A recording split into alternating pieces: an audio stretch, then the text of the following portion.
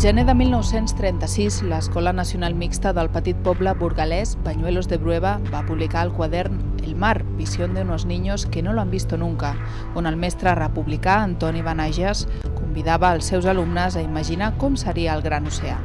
L'Antoni els va prometre que els portaria a Barcelona, però el somni va quedar truncat el 19 de juliol del 36.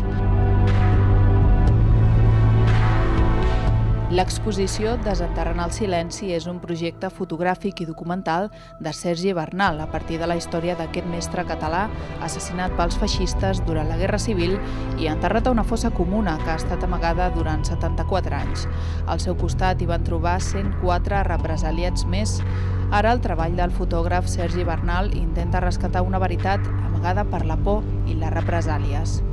La mostra es pot veure fins al 15 de juliol al Museu Torre Valldovina de Santa Coloma de Gramenet.